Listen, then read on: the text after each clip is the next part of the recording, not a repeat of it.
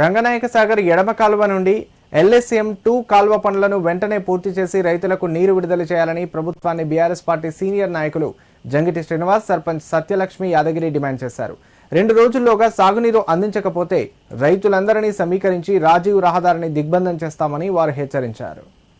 సిద్దిపేట జిల్లా చిన్నకోడూరు మండలం చందలాపూర్ గ్రామ శివారులోని రంగనాయక సాగర్ నీటిపారుదల శాఖ కార్యాలయం ముందు రైతులతో కలిసి ధర్నా నిర్వహించారు.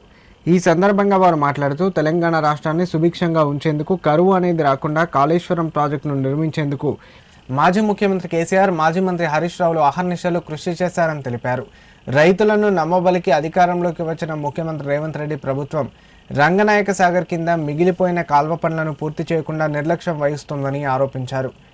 దీంతో చివరి రైతుకు సాగునీరు అందకుండా అడ్డంకులు ఏర్పడుతున్నాయని తెలిపారు. కాల్వ పనులు పూర్తి కాకపోవడంతో పంటలు ఎండిపోతున్నాయని, రైతులు అప్పుల పాలవుతున్నారని ఆవేదన వ్యక్తం చేశారు. ప్రభుత్వం ఇప్పటికైనా స్పందించి రంగనాయక సాగర్ కింద మిగిలిన పనులను వెంటనే పూర్తి చేయాలని డిమాండ్ చేశారు. కార్యక్రమంలో రైతులు సుంచు ఎల్లం, మనోజ్, శ్రీనివాస్, గాజుల ఎల్లయ్య తదితరులు పాల్గొన్నారు. మాచాపూర్ గ్రామానికి ఎడమ కాల్వ కుడి కాల్వ అనే LSM-2 నుంచి మాకు వాటర్ ఇడిస్తా అని చెప్పి మొన్న రివ్యూ మీటింగ్లో మొన్న మా మాజీ మంత్రి గారు ఒక మాట చెప్పాడు ఎస్సీ గారికి, వీళ్ళకి ఎటుపెట్టి వీళ్ళకు వాటర్ ఇవ్వాలని అంటే ఆ రోజు మీరు రేపు రాండ్రి మీకు వాటర్ ఇస్తా అని చెప్పి మరి ఇప్పటి నుంచి 2-3 వారాల నుంచి మాకు ఈ ఆఫీసుకు తిరిగి మేము ఉల్టా వెళ్ళిపోతున్నాం తప్ప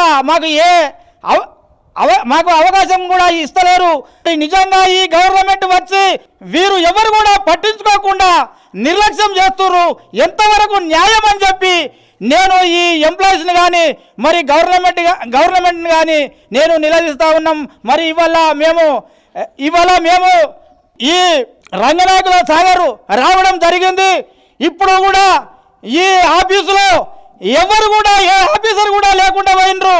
మరి ఇంత నిర్లక్ష్యంగా వ్యవహారం చేస్తున్నారంటే మరి ఏంది అని చెప్పి నేను అడుగుతాను.